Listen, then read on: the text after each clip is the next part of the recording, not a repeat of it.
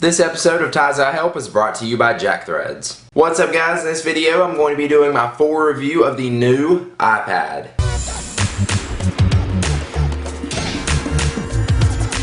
So let's jump right into it. First thing we're going to talk about is the design. The new iPad is of course a little bit thicker and heavier than the iPad 2, coming in at 9.4 millimeters compared to 8.8 millimeters and 1.44 pounds compared to 1.33 pounds on the iPad 2. The difference in size is not really a big deal. You can only tell if you put them up like right beside each other as far as the thickness, and then the way if you hold one then you hold the other, you can tell a bit of a difference. Not a big deal though. Of course, with the new iPad being just a little bit thicker, some cases won't work with the new iPad that do work with the iPad 2. Apple says you're going to get 10 hours of battery life using Wi-Fi on the new iPad, which is the same as the iPad 2, and if you're using 4G LTE, you're going to get 9 hours, so only an hour difference there. From what I can tell, this seems to be just about right. Now, I haven't done super intense tests on the battery, but I can tell you from everyday use, actually using it a little bit more than I normally would, because I've been doing all these videos and stuff on it. The battery has held up really well, and it seems to be just as good as the iPad 2. Now for the 4G LTE model, because I just picked it up, it did seem like the battery died a lot quicker. I would say maybe around 8 hours, but it's right around what they said, 8 or 9 hours, and I think it did a good job with the battery, even on the 4G LTE model,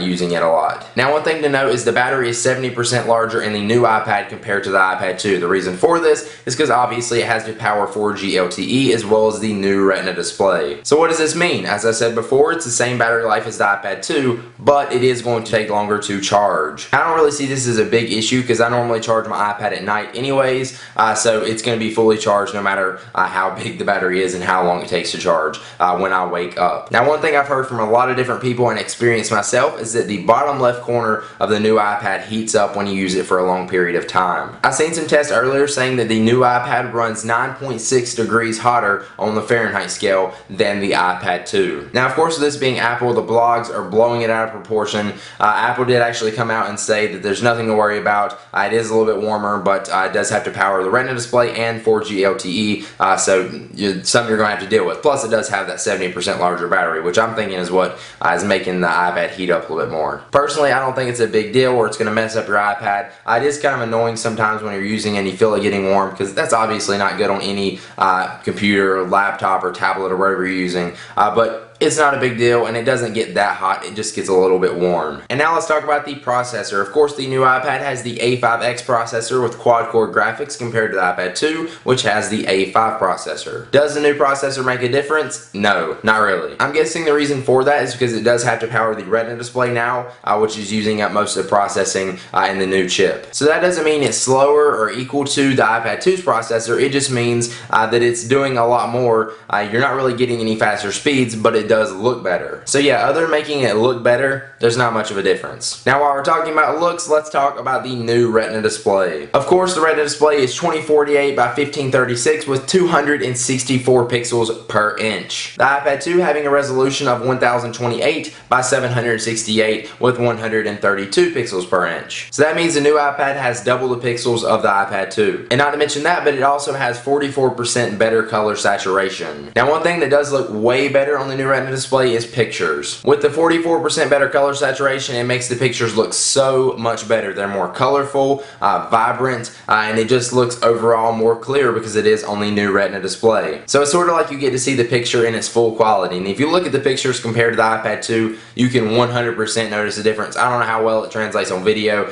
but looking at it in person, it's kind of amazing how much better it looks. Now video playback on the new iPad, as far as watching YouTube or Netflix or downloading 1080p content from iTunes, doesn't look that much different on the new iPad compared to the iPad 2. It's just not impressive to me as far as video. Obviously it does look a tiny bit better, but it's not a big difference at all. Gaming on the new iPad looks obviously a good bit better. Again, the better color saturation makes the games look a lot more vibrant and colorful, as well as they are more sharp, clear, and it just looks all around better. Big difference? Again, not really. It's just not a big difference to me compared to the iPad 2 screen. Obviously, with the new Retina display, text looks better if you're doing things like web browsing or email, reading books or anything like that on your iPad. You can see it when you zoom in on the screenshots. You can see that it's pixelated on the iPad 2 where it isn't on the new iPad. But with your eyes, it doesn't make that much of a difference reading the text. You can see it if you look close, but from 15 inches away like they recommend,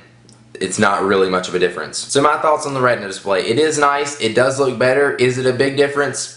Not really. Really, if you put an iPad 2 and a new iPad right up beside each other and showed somebody, they cannot really tell the difference unless they really look close. So in my opinion, should you get the new iPad for the Retina display alone? Definitely not. Now the new iPad does have Siri dictation. This is not the full Siri. This is actually just speech to text, so you can actually speak something out and it will translate it and put it on your iPad into text. Personally, this is actually the only feature I even use on my iPhone 4S, aside from like making appointments with Siri, because that's annoying to do on my iPhone. But other than that, this is really the only feature I use of Siri, so it's not a big complaint for me that the new iPad doesn't have full Siri. Obviously, it is fully capable of it. Maybe we'll see it in the future, but at the moment, I'm happy with the Siri dictation on the new iPad. And I think it actually works a little bit better than what is on the iPhone 4. It just seems to be a little bit snappier, a little bit better. Maybe that's because they put a better microphone on the new iPad, or maybe it's just because it's got the little bit of a better processor. I don't know. It just seems to me to work a little bit better. And now let's talk about the camera on the new iPad. Of course, now it has 5 megapixels and does 1080p HD video at 30 frames per second. And of course, they say this is up on par with the iPhone 4S, so supposedly this is going to take nice pictures. To give you an idea of what the 1080p HD video looks like on the iPad, here is a quick little clip that I recorded from the new iPad's camera.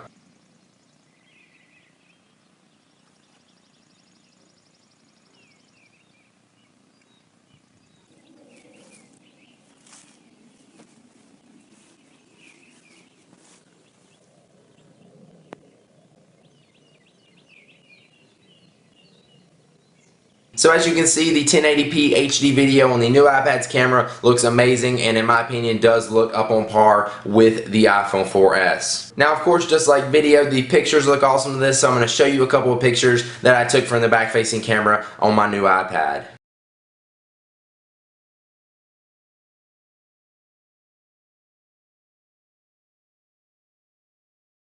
The pictures look good, right? Now I will say it is a little bit awkward to take pictures or video with the new iPad, but I will say with the iOS 5.1 software update, it does make it a little bit better to press the camera button because it's actually where your thumb is. But what makes it appealing for me on the new iPad to take pictures and video with it is that you're actually seeing the picture and video in real time in full quality, like it should be seen on the screen. So it's kind of amazing to see the same picture you just took right in front of your eyes on your iPad. I'm not saying I'm going to go around taking pictures and stuff with it, but it does want to make me do it more. Now let's talk about the 4G LTE speeds on the new iPad. You guys know I picked up the 16 gigabyte Wi-Fi model, then I've seen so many people talking about how fast their LTE connection is on their new iPad, and I had to go pick up my own LTE model. So what do I think about LTE on the new iPad? Or at least from what I've experienced, it is awesome. While I was driving down the highway, I had my girlfriend do some speed tests on the new iPad, and we got up to 29 down and 16 up, which is ridiculous. That is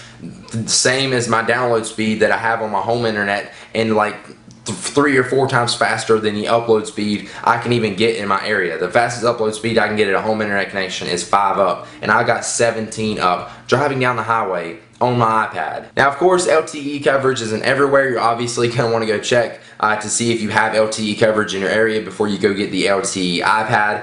Personally, I think it's done really well when I was out and about. At home, I don't get the best signal, but it's super fast. Like I get just as fast on upload speed as I do at home, and then about half of what I do as far as the download speed on my home connection. But that's in my house. I did get by the same out in front of my house, but it's super fast considering it's on my iPad. Now if you're trying to decide with whether you should go with AT&T or Verizon for the 4G LTE on your iPad, I definitely say go with Verizon. I haven't really had experience with AT&T's 4G LTE network, but I can tell you something about Verizon. With Verizon's 4G LTE plan on the new iPad, you can use it as a mobile hotspot. What does this mean? It's basically like a wireless router that you're carrying around with you. So you can actually make this a Wi-Fi access point just like you would do at home with your home internet connection, and you can connect your laptop to your iPad and get the amazing speeds that's on the iPad. Personally, that's what I wanted the 4G speeds for. I don't care about having 30 down on my iPad. All I'm going to be basically doing is web browsing or watching videos, and 3G does that just fine for me. And with Verizon,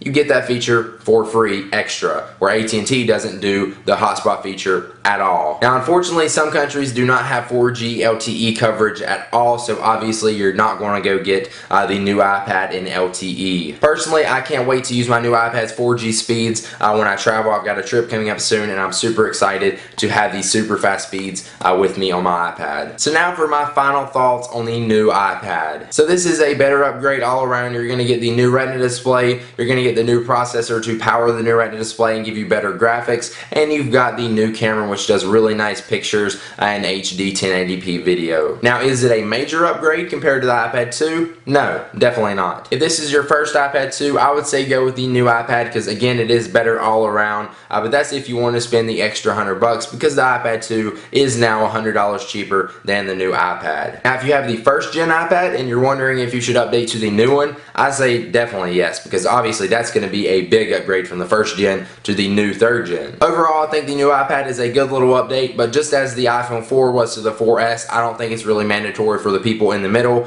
just really for the people that's just starting out or people that are on the older model. So there you go, there's my review of the new iPad. Now before we head out here, let's take one last look at our sponsor for this video, Jackthreads. Only suckers pay full price. If you love alternative apparel brands like Kid Robot, Hurley, and Stussy but hate wasting all your cash on them, listen up. You can score these premium brands at up to 80% off every day. There's an invite-only shopping club just for guys called Jackthreads, serving up street, skate, and surfwear at prices that will melt your brain. And did I mention, it's free to join. If you want to sign up, go to jackthreads.com/Ty, and you'll get instant access so you can start saving money without having to leave your house. So now that you've heard my thoughts on the new iPad, let me know what you guys think about it in the comments down below. I'm interested to hear what you guys have to say, and you can also help each other out giving you guys feedback if you have the new iPad, or if you don't, just give your opinions on it. If you enjoyed this video, please give the like button a click down below. I really appreciate it and it helps me out a lot. And also make sure you subscribe to my YouTube channel. I've got more tech videos just like this for your viewing pleasure. And if you want to see any more videos I did on the new iPad in depth on all these features, I'll give you a link to a playlist below with all the videos that I posted on the new iPad. Alright, that's it. Thank you guys so much for watching. I will see you guys in the next one. Peace.